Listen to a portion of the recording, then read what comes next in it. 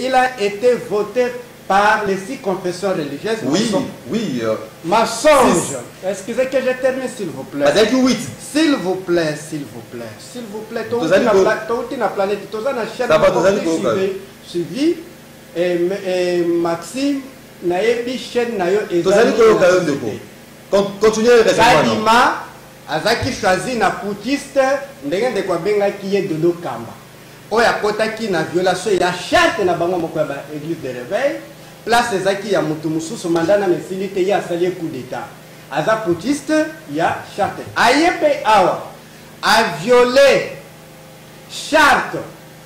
Endeko, il n'avait pas la qualité mon co-débatteur n'a évité combo nae, s'il vous plaît, il faut lire. Evariste de Chiswa. Ndeko Evariste, il faut lire. Il n'avait pas ni qualité. Moutaza na qualité président il y a confession, s'il vous plaît, si vous voulez me poser des questions. Je sais que vous êtes courageux, ça je vous félicite avec le courage, même dans les fautes, vous persistez. Nous, à votre place, on n'allait pas défendre l'assistance-là. Chante Zoloba très bien. C'est le président qui signe, soit vice-président. C'est-à-dire, Senko, si Senko n'est pas là, c'est l'ECC. Maintenant, posons-nous la question. Autant que bien été. Est-ce que je n'ai pas avancé? Tu peux télécharger un mot parce que apparemment c'est comme si vous prenez des histoires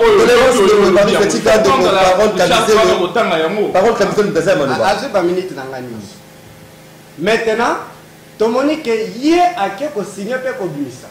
Okomona que tricherie na tricherie. Baké na niveau ya commission paritaire. Comment commission tobenga mono, c'est-à-dire ça classifié kana mutu na groupe moko ya union sacrée. Yo benga ngo paritaire. Okomona ka tricherie des tricheries au continu. Yango to epsi bango bande. La paix n'est pas un mot comme le disait le président Ofetu Boigny. C'est le comportement. Ce qui est la société à 450 ethnies. On a organisé congrès de paix ou bien élection. Même Kabila Toteta qui diable. Avant ça, Makamuno Sabanda Kotinda bémissaire na papa Tshisekedi. Yemu ta pesa papa na nani oyaza na seni lelo ya ide pesa na nani Kalamba. Kalamba, vous l'appelez comment? Kalamba. Donc, bayo kanaka au préalable parce que jamais au Québec à match, yo opponent besoin arbitre. Il y a qui réquisé na UDPS. Ou azala ka réquisé après, beaucoup fait papa Tshisekedi. Azaki réquisé papa Tshisekedi a koufi elle ba jeune batika lo ba tribaliser UDPS. Après maintenant ba ko réquisé elle ba négocier na Kabila na CC ba réquisé qu'il soutenir ba ko réquisé il sous. Donc bayo kanaka boya to sanga neza problème ya match mazembena vita albiti fazala na eta pas c'est un non événement c'est une prise wana bazo confondre là je suis dans l'aspect psychologique congrès et DPS na ba élection comment vous allez passer les élections mais c'est la CENI ça dit congrès IDPS de ko parole c'est qui a qui CENI c'est za ndengeni s'il vous plaît to ko benga moi cité mobali. C'est comme Balatie pantalon. Kadima, na groupe na baza composé na union sacrée. Baza ka union sacrée ka est composé le Kwana. D'ailleurs, je n'ai jamais vu moi parole. Comment dit Blaise Moïse muta décidé la zapi na Blaise Moïse n'est pas décidé. Bon, Blaise Moïse na ndeko ya nani Puela. Bakenda kala Bazana mandat est décidé. Ça, je te donne l'information. Moi, Nandaku. Bazi Bangona Balabala. Ça a toujours été ainsi, qu'on réquisait. S'il vous plaît, pourquoi il y a un autre lobby boy, Bandeko. Bon, le lobby qui est très en marche. Mais très loin, les gens à 4 liboulou. Beaucoup, il ne t'en fait pas. Lobby de ça qui est Bolali, FCC n'a pas chez Tambolate. Mais total, moi qui Bolali qui on le bloque. On me bloque, j'ai eu des humiliations, parce que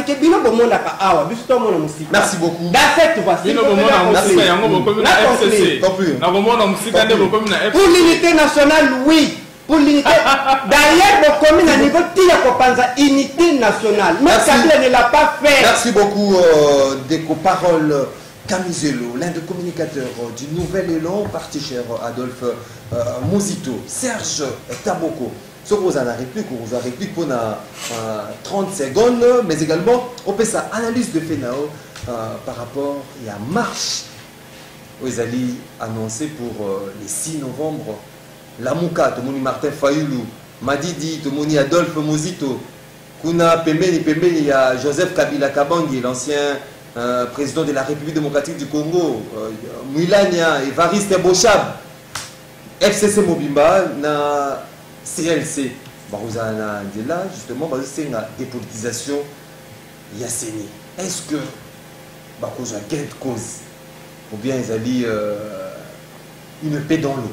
Merci beaucoup. On va comprendre l'avis de mon camarade Nangaï, mon compatriote Nangaï, nous avons allé depuis Kala.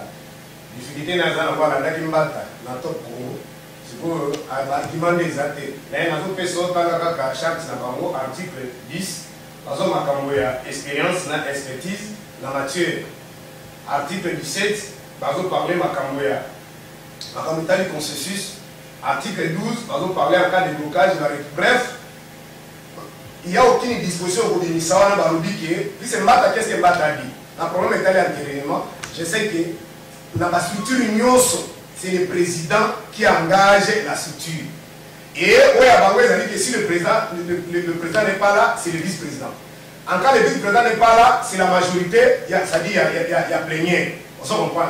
Mais maintenant, dans le Congo, en cas d'empêchement, il y a le président et le vice-président. Il y a en cas d'empêchement, il y a vraiment à niveau de la dit parfois ceux qui Willy Boliwana a regretté pour ta vie c'est pas moi député à fond déjà les gens qui l'ont vu la chaîne la télévision a bien regretté mais Tidion m'a tapé ça va coup là mais dans cas ceux qui vraiment fait ça pour la fin ici on s'en comprend puis c'est alors que même plus loin on dit que député pour membre pour opposition bazo ya mbaku peuple des ceux qui passent en retard bazo ya puis c'est même opposition extra parlementaire tant au Thierry apprécié disposition militaire et ils arrivent à force vivre dans la carte ya nini abandi ko beta beta muno depuis la même opposition même pour tout le monde qui a apoyé la chef ba liste ba pesi ba donc on a dit au volontaire donc président Koufité Azaraki dit président Azali batika ko za empêcher Azaraki té on se comprend ceux qui prennent la signature le président peut signer en collaboration avec les autres on se comprend donc président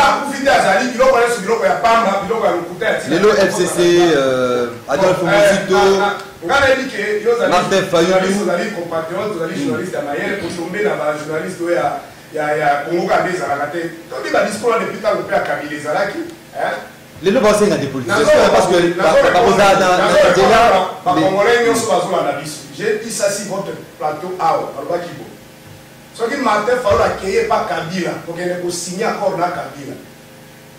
D'abord, Oyedinga, parce que dans la peine, elle ne pas ni musique. Ça dit je vais tirer sur lui. Ça dit que ça avec la haute trésor, c'est le bac. La répondant, on a dit que ce qui Kabila a envoyé mon thème. Alors bien ça va matin faut yéna koya na fa nous pas faire la place non dis pardon à l'imbécile matin pour répondre pour la yéna on est pas mon côté la tête parce que perdre les essentiels l'essentiel dit que va parler pour Luka to bundisa ndeko to bundaki na ye oya zaki na likanisi bakoma bazola na ngai na to baka toujours la kopesa kata même version de yo zo la makambo wa na bisa la bino waki. Même les Koyani qui vont soutenir le régime vont se retrouver. Tous ceux qui soutiennent le mal, depuis soit l'humanité, mal il y a Kabango, Katumbi la Zoli. Oh, le moins autant à Congo à partir de la pose qui partit à Mouneno, Nazaraki Puna, Bakoné là. Si sont en train de penser que lobby, Makama Simona, ils vont plaire ces gens-là, Bazali a l'idée à politique à la pouvoir, tout mon projet soit Koya. Donc il faut soutenir les biens, on ne peut pas soutenir les mal. Et aujourd'hui, il est moyen. Donc le problème est allé à Boui. Les Congolais sont venus ici matin Fayoulou parce que le problème est Zakini. Donc on va dans le boutique qui 13 personnes là on comprend naïe. Parce que les politiques ils ont la mathématique plus égale 2. Même Kabila croyait en 2015 que sur le plan de la PSI des PSI primatives et sur le couloir. Mais là qui s'y pris le 19 janvier le peuple a chauffé qui absence était ce qui c'est que là le est très important. Wana biloti ba biloma bonga zo ba wa ndi ho ba Kabila zandoki to yedi ne bakenda ba inize si dessus na ye rapidement pour la kowela tango tango ndeko Félix a organisé biloko ya nini ya ba consultation là oui makambo chaleur alobaka il va Félix il va essayer de rentrer chez nous il va rentrer ici parce qu'il était convaincu que ni Katumbi ni Bemba bakokenda et bazaki surpris ça dit souvent depuis les presse bazo le bakasi des politiques c'est la calcul ba kozaka ni l'autre côté aussi qu'on négocier ça dit aussi Bemba na Katumbi Félix Fayou a tiré le corps en neke c'est fini pour lui. Je vous ai dit ici, c'est un homme crédible. De l'autre bloc patriotique. C'est pourquoi les gens vont faire oui, la vérité c'est ça. Même à ça, aux hommes, ils ne sont pas derrière Martin Fayou. Mais l'autre monde a FCC. Le problème des amis du Kamba, c'est ça. La bloc patriotique. FCC, Gaza qui va salir. Badenida, Basala, Yos, Basala, Baboma va tourner des pèses. Est-ce que ma crime va faire FCC va salir et pas Martin Fayou? Et l'équipe va salir des pèses. Mais les gens qui sont finis à attaquer Kabila aux Andos. Kabila c'est un partenaire tenace. Nana ngati la biso 10 000 francs congolais le longa Kabila tant que so ko na so melo na za longo na Kabila. On se comprend. Pas fêter ba 16 millions pas fêter ni na tenace. On se comprend. Donc na ko ko na débat na tenace ro babu. Matin fa atikali ko kende pas. Bon moni ba moni baza. Technologie na bango na bango, ba senza na semeza na bango. So ki matin fa kende pas Kabila. La minute me basi ba prendre ba brandir en pardon na réseaux sociaux pays bani. Donc biloko peut ça agitation. Maintenant, il faut la crédibilité. Ils sont venus, ils disent que l'homme qui est crédible. On a ce qu'on fait, c'est un dégât, ça va mourir, ça va mourir. Mais c'est qu'il y a un village à Monisco, hein, de quoi. On a pu aller comme un montage. Moi, je me suis dit, je me suis dit, William Chiki, pardon. Mais tout le monde est ensemble pour nous aller William Palo à Zaki. Pour la Babylone, on le c'est pas le communicateur. Ils ont eu l'invitation. Il a décidé à la boîte. Ils ont eu l'invitation à Monisco, mais pas faire cette invitation, c'est que vous voyez l'invitation de notre Sangissi Bilona, vous venez l'invitation. On peut vous appeler, venez à terre, nous pour le petit, nous sommes propriétaires. Le roi est comme on a Kabila, Bimana, le Rosala, n'importe quoi. Beaucoup de meilleurs pour la salle de fête. Mais pour le bagage est lourd, pour le bagage est lourd, mon mais le problème est d'aller à Angers la minute, vous allez dans Zoro Bandeko. Papa soutenir Kabila, la 2006, tout ça, de pour la biso. Tant que Yamaka va Rwanda, on a beaucoup de mandala. N'a complicité peut-être avec beaucoup de respect. Il va pas faire ce qu'il pense que n'a pas faire ce que la Zaki Nango. Ailleurs a dit que si ma musée il y avait les Rwandais. Puis c'est majorité va Congo on a tombé mandala. Majorité va dire des pèses bazaraki. Excusez-moi. So il va dire ça la biso que non, musée de sim de la biso. Mais va Congo Kemba, si mané va Rwandais au Ghana va Burundais. Je ne crois pas que Congo va mandala. On va le mettre dans son kufa. Donc moi ma kamwe va marche de Konazoro va boyer. Ezali kamwe matin faut douter. Et conseil à ceux qui sont toujours les Alikababa congolais. Ceux qui vont gagner Misso, les pays sont en train de partir. Bateau va dire que l'on pour la Bisso A. Ma première état des militaires, sont sur l'Assemblée nationale, au gouvernement.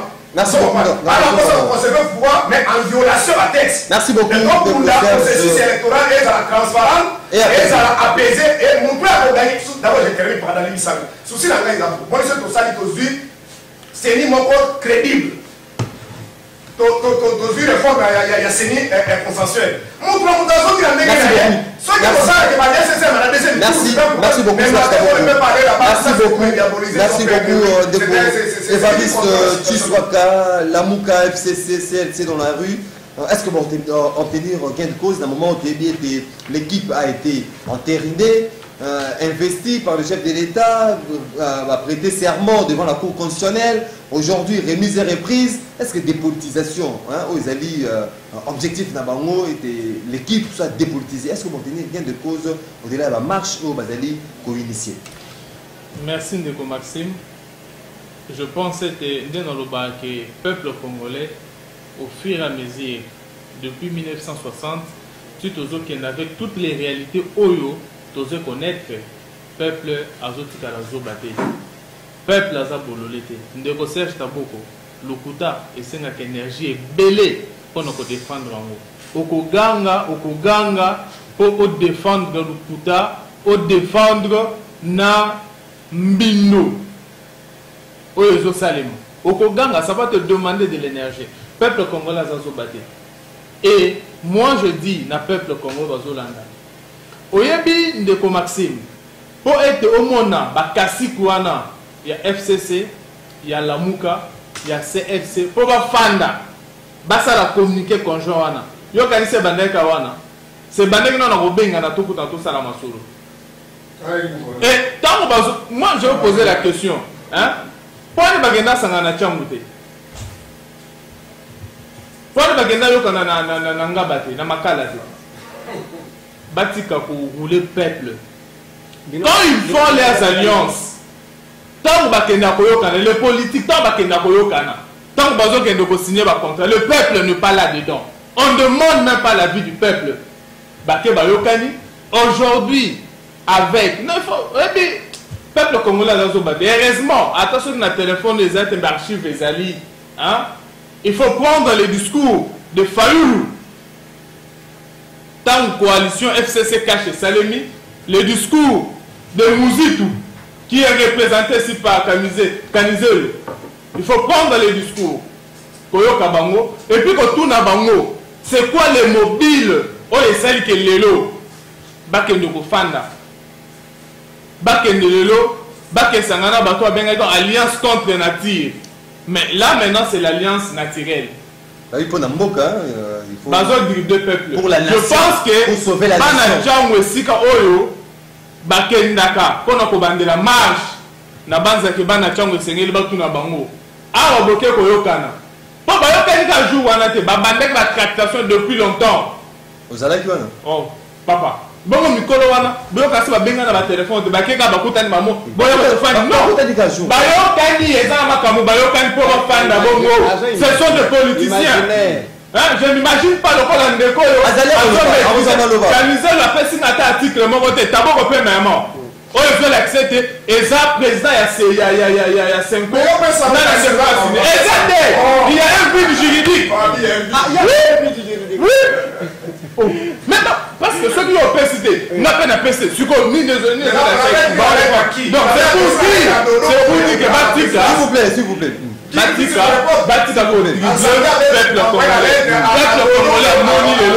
peuple congolais a CP là qui. ACP là qui va camion c'est CP là qui tant du divorce ça entre FCC na cage. Oh le bango va bien FCC la racine du mal. La racine du mal. Je ne sais pas. Bon, bah, 12 000 la racine du mal. Dynamique, mais dynamicité, il y a politique, on nous le bas. Et ça, dans le sens où on va comprendre, il va nous enseigner maintenant. Hein? Moi, pas si je pense que même Bato Bazako Landamango, au Bazako Double Bango, na marche à des 600 Maroyate. Que le peuple leur demande, que les fanatiques na Bango, il y a la Mouka, il y a Fayoulou, Batou na Bango, ah Bokenda Koyo Kanana FCC, parce que Bisson n'est au Sengati Bino. La vérité. On a bien à Bango, hein, pour la pièce que la paix. On a bien à moi, aux autres négociations, quand t'as 5 ans, aux autres négociations, on a bien à moi. Non. Merci beaucoup. Donc je pense que Bande Konabiso, le peuple congolais ils feront un bloc. Bloc patriotique. Patriotique. FCC, à ça les lois patriotique. Tout ce que FCC fait, et ça va intérêt pour pouvoir pour anti-patriotique. Donc, Bandeko, la Mouka, va utiliser Bango. Fayoulou risque d'être le candidat du FCC en 2023. Merci beaucoup. Je vous avais dit que FCC a retrouvé candidat naïe. Donc, candidat de Fayoulou. Merci beaucoup, Evariste Tsouaka. En parole, Kamizelo. Borozalana, Kabila, Chaleur, Inanzela. Tout Borozalana était CLC. Non, avant de kende, faut yeba. Faut chaque tout baka. Bloc patriotique. S'il vous plaît, n'a expliqué. Alliance de force. Il faut yeba. Ni nezo sala keto ezanelo basala ke ba benga batu ke ba sénégalais ba congolais ba ivoirien banane ezane doto muto ya menacer unité wana yende ennemi muto liboso vrai ennemi ya ba congolais c'est IDPS avec son président elingoloba comment la IDPS Jabba Kaboun président IDPS Zaka Félix président Kaboun na français lingoloba soki oki muto aza intermédiaire chef na ezali la ligne na loba boy. Alliance, il y a 3 types d'alliances dans la politique. Alliance pré-vote. Exemple, quand la Moukana te voté, te boyokani bobimisi candidat. Alliance majoritaire, post-vote. Bobimi botali to sala. Exemple, FCC à l'époque, où Union, il y a des députés achetés l'îlot. Boyokani botali, oyazana, oyona, oyoto sala. Babé ango alliance de gestion. Troisième alliance, alliance opposition, totali bango baza majorité biso to ya to ça la force pour que to banda ko bousculer bango. Quatrième alliance on va benga ka résistance net kana biso ya lamuka. To lobi to reconnaître banane wana te. Mais pour des cas d'espèce. Pour les cas d'espèce. Oui. S'il vous plaît. Pour des cas d'espèce. Est-ce que tu as un contexte ou un tel? Alors, tu as un niveau de unité nationale. Comment on accueille un groupe que vous appelez IDPS tribalisé? Ah, il y a tribalisme, hein, de quoi? Vous avez un leader d'opinion, c'est-à-dire tout le monde combat le tribalisme. Non, il ne faut pas même. Excusez, camarades, s'il vous plaît. Soit on a raisonné scientifiquement ou bien on a raisonné nettement balabal. Excusez. Le tribalisme dans toutes les sociétés existe. Là, je suis scientifique. Mais il faut connaître apogée ou déclin. Mais les autres, moi j'étais invité dans TV5 Monde. Vous allez en parler. Tout le monde constate que le tribalisme a connu l'apogée au Congo. Il faut combattre maintenant ces tribalismes. On les combat comment? S'il vous plaît. On les combat comment? Ceux qui ne veulent pas donner de la valeur s'il vous plaît, ceux qui n'ont pas étudiants, ceux qui n'ont pas IDPS, dans une société de 450 ethnies, trouver président. Mais c'est pas ça le débat.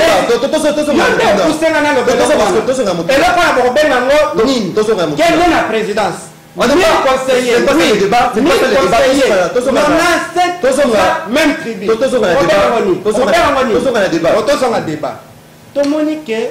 On ne peut pas avancer à ces divisions. Toyokana, les gagnants, ceux qui ne sont pas gagnants, Torobet et les Maboko. Toyokana, Yamomoni Tosaline, depuis 1960, il y a un lobby. RDC Zakana maladie, mon problème est légitimité. Royaume est divisé, jamais gagnant. Les autres ont le même budget. La raison pour laquelle vous allez bloquer. S'il vous plaît, Ndeko. La question, c'est ça pour tout. Pour tout le monde qui est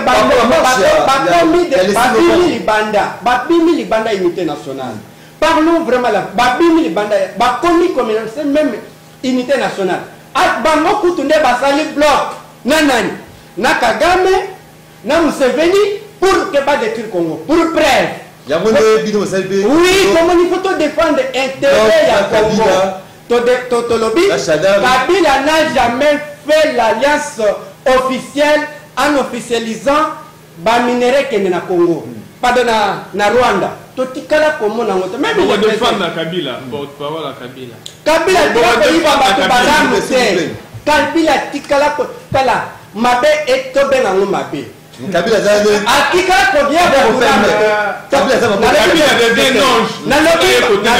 Nalobi Aza Maboko Pembete. Entre les deux diables, je pense que Tshisekedi est pur. Je donne les excellences Mouzito. Mouzito avait dit ceci. Ah, je connais Kabila et Tshisekedi. Tshisekedi est pur que Kabila. Oui, à cela Mouzito a coûté budget 850 millions de dollars. Les chiffres, on ne manipule pas les chiffres. Il n'a pas travaillé avec Félix. Les Félix, ça sont mobilisés 3 milliards. Mouzito a tika 3 milliards.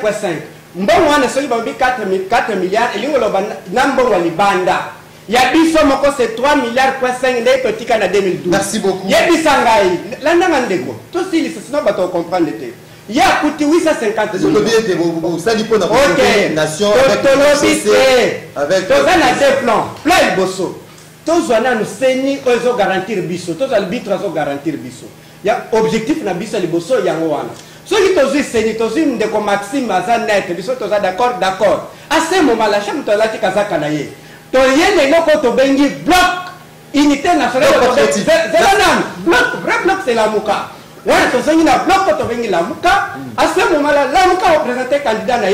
On est sûr. Merci. Merci beaucoup.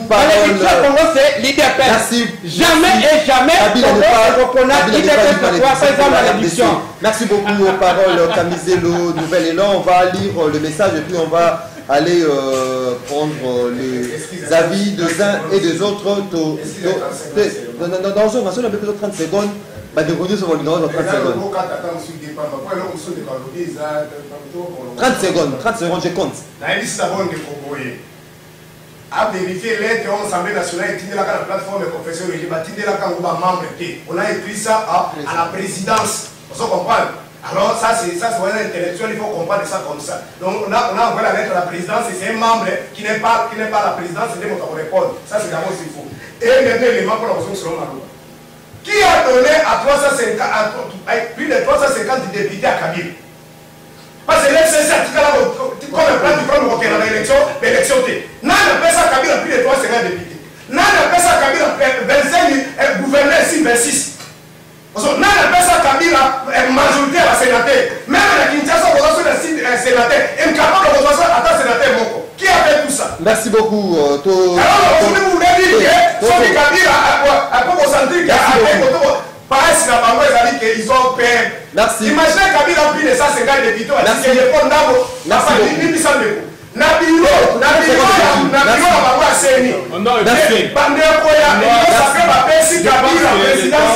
Merci beaucoup. 30 secondes de coquille. Donne aussi les 30 secondes. 30 secondes. Merci. Oui, peuple congolais si kazo panda na banza ke lelo ba sekin de recherche tabo. Parce que les hommes un peu passe, hein? Les hommes un peu passe. Donc aujourd'hui, bande konanga oyo, il y a Lamuka porte-parole à Fayulu Serge Taboko, na porte-parole à Muzitu, parole Kamizelo, bafandi, bazo défendre Kabila. Mais auditeur bazo Kabila. C'est pas la et notre politicien dans le Congrès, c'est pas la solité. Pourquoi aujourd'hui? Vous rendez compte contrôle Kabila Salaki Boye. Mais tant Kabila était en alliance, avec Félix, tant Bazalek en alliance, dans la coalition. Mais vous avez créé tout. Aujourd'hui, vous n'avez même pas honte. Merci. Merci beaucoup. Pour défendre le mal. 30 secondes, Kabizem. Peuple congolais, S'il vous plaît. peuple congolais, unité est en danger. En quoi S'il vous plaît. En quoi l'unité nationale en danger? En quoi l'unité nationale en danger? Donc vous ne méprisez même pas ce que Kabila a monique na commetté erreur. Bakongolais baza na FCC. Bayebi déjà que baza bakongolais. Bamonique en tout cas vraiment excusez-moi, c'est un proverbe. Oyebi taba kota na bilanga. Akola na matiti. Mais ceux qui nous ont côté na bilanga, aleka na matiti na. Merci beaucoup. 30 secondes de coquille. Kabila. Ba monique mbula côté na bilanga. Na matiti na na. Merci. Merci